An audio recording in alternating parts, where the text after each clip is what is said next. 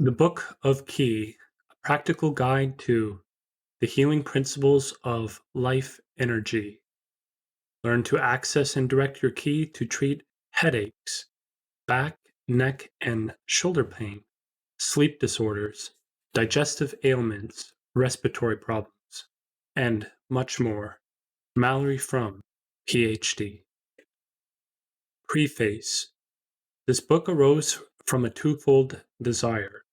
First, to commemorate a master of Ki who certainly saved my health and probably my life, and second, to cut away the obscure, even mystical way Ki has hitherto been presented and provide the average Westerner with the means of creating a health program based on his or her own Ki. This may be called a self help book, but since everyone alive possesses Ki, it is more a programmed guide to using what you already have than a means to attaining what you lack. The first part of the book will take the reader through the basic rite of passage for obtaining the technique for healing and health maintenance through Ki. The stages are these: learning to access your Ki quickly and efficiently through breathing, following a series of exercises for strengthening, smoothing, and balancing your Ki, and finally, learning to transmit your Ki in a calming and healing way to yourself and others. As in any sport or art form, repetition is the key. Ki is powerful, but not miraculous. It needs to be cultivated in the same way as any new field of study.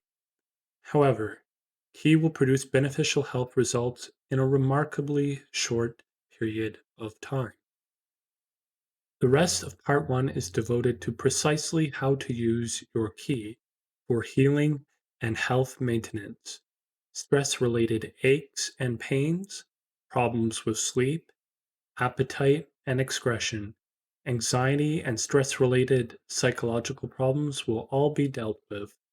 Above all, this book aims to be practical, not just placing the healing power of Ki literally in the individual's hands, but also showing the individual where to place his or her Ki laden hands.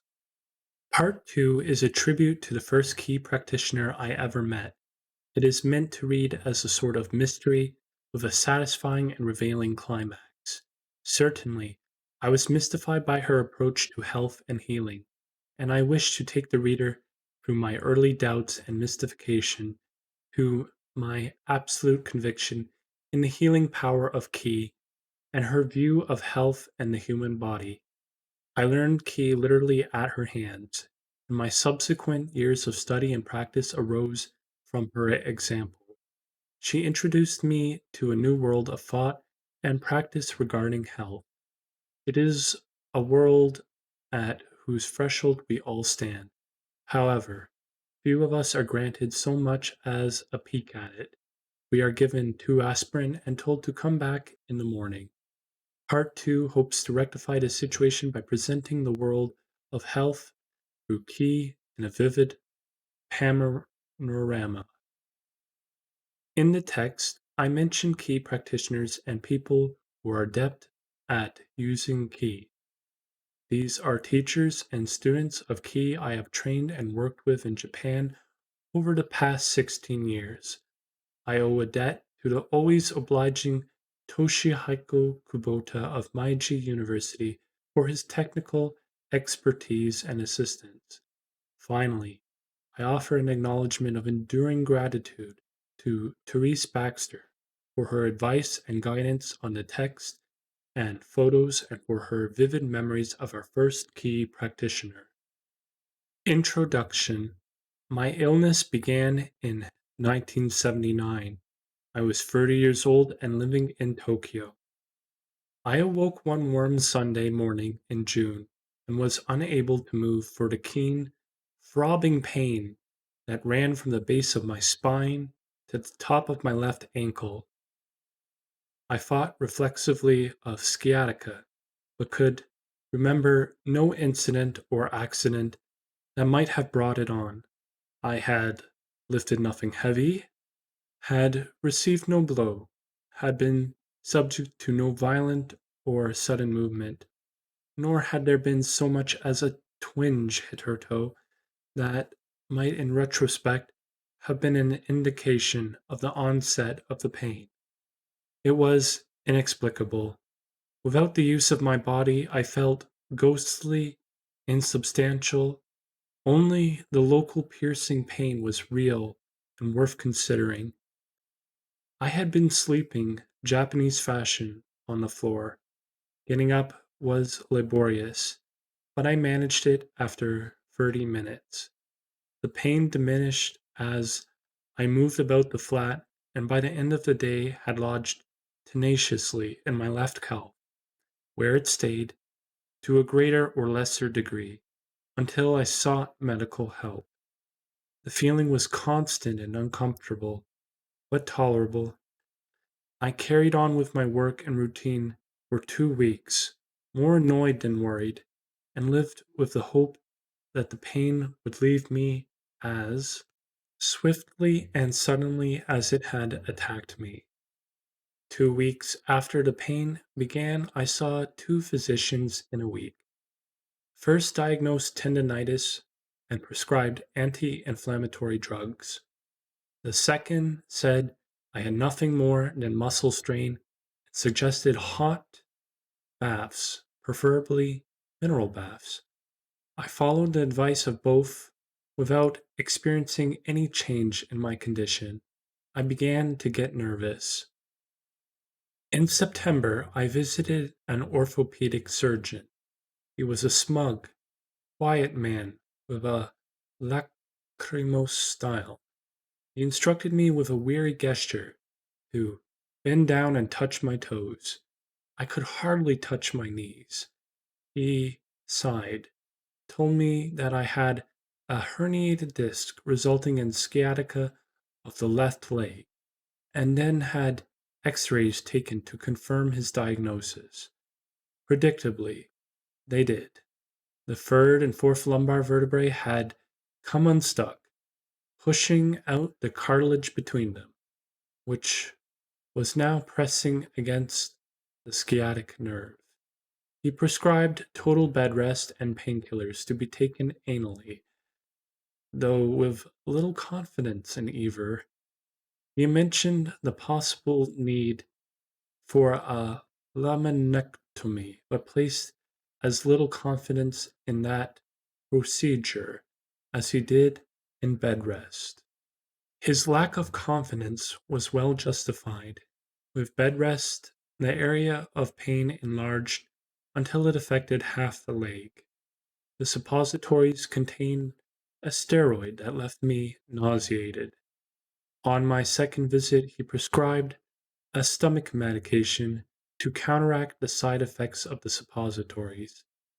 I had a physician friend, Dr. Shibata, analyze the suppositories. He told me to throw them away, that they were harmful. The 2 weeks of bed rest and suppositories had diminished the pain, but by then it occupied a larger area of the calf and had become more persistent.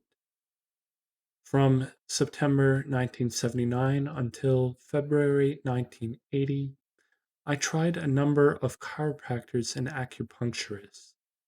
I found the chiropractor's adjustments very painful and unrewarding. One dour old man, in particular, seemed to take offense that I could remember no moment of definite origin for the pain. He exacted his revenge with painful, fruitless manipulations.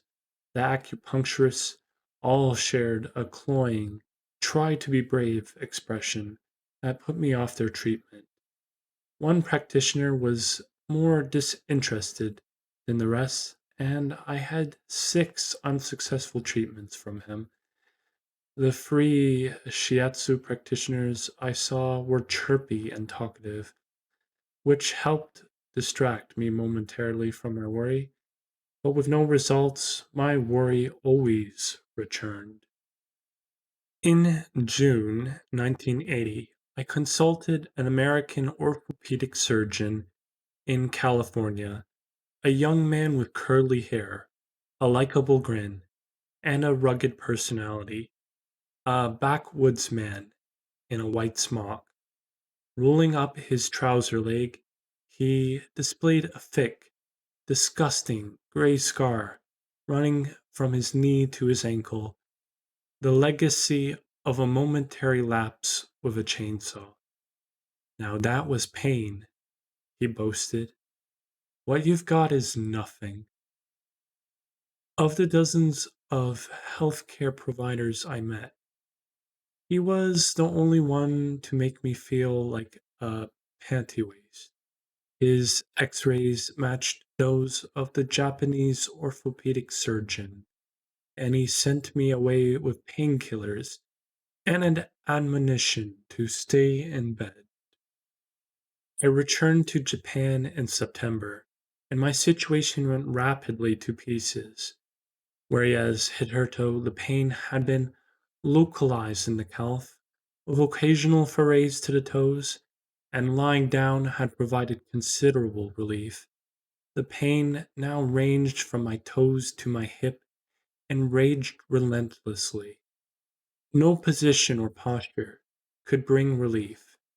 I began having trouble concentrating at work, and sleep was brief and unsatisfying. I became testy and anxious, the anxiety turning to fear in December when I realized that I was losing feeling in my toes.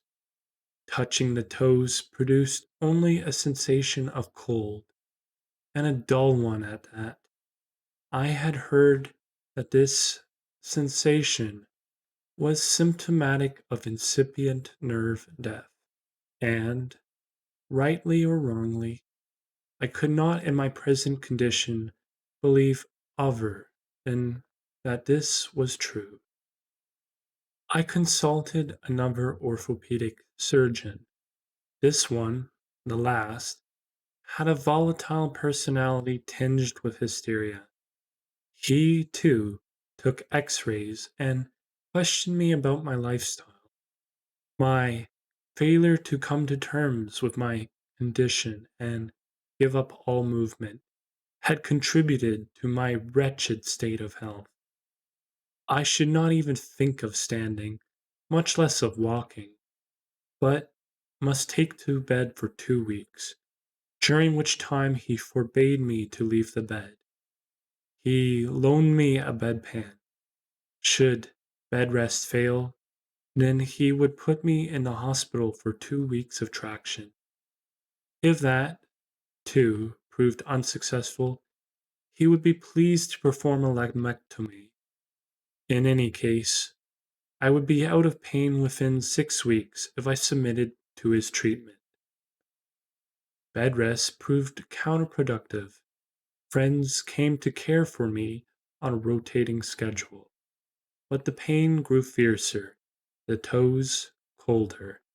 I had little appetite and hardly ate. I was becoming so physically weak that I could no longer fight against the pain. I lost hope of ever being cured and wondered if it would not be better to skip the traction and gamble on a lumpectomy straight away. Bed rest had also become spiritually debilitating. It felt like moving. I felt like moving. My mind and spirit were moving, but I was under orders to suppress the urge. In the end, I could not. I did a little walking daily in the flat. However, I now needed a crutch to support myself. I could no longer urinate standing up. Squeezing my stomach muscles sent bursts of pain down my leg, and I had to sit on the toilet and wait until gravity pulled the urine out of me. In the early evening of the second Saturday of January 1981, I lapsed into a grave depression. I had no faith in orthopedic surgeons. None of the three I had seen had so much as laid a finger on me, but all relied on the evidence of x rays to provide a diagnosis. I was skeptical as to whether the x rays showed the origin of the sciatica or only its symptoms. The physicians assured me that they were one and the same, but I was not convinced. Further, all of them had prescribed bed rest, which, judging from their attitudes, was little more than a halfway house to surgery, place to wait and wish for recovery. Yet orthopedic surgery represented one pinnacle of Western medical knowledge and technique. And as a Westerner, I had a primitive urge to believe that the surgeon, in his ritualistic garb and wielding the sharp scalpel of healing, would not let me down. I brooded on the advisability of a laminectomy. Had my half morbid, half wishful state of mind continued, I may well have undergone surgery. I will never know. Okamoto's phone call came just as I had begun seriously to weigh the pros and cons. Okamoto was a stranger to me. A friend of my close friend Patrick, Okamoto had suddenly dropped out of sight for 3 years until the week before. He had phoned Patrick and invited him to dinner that Saturday night. Over dinner, Okamoto reported that during the time they had not seen each other, he had suffered dreadfully from sciatica as a result of a crushing tackle while playing rugby. After following nearly the same route as I had, he had found an old woman who had healed him. Patrick immediately gave him my phone number. Okamoto, sympathetic to a fellow sufferer, phoned me at once from the restaurant. He would make an appointment for me to see the old woman on Tuesday, he said, and offered to accompany me. I was elated, my depression lifted, and I never thought of surgery again. This woman was a medical genius, a master of key, a modest, compassionate woman.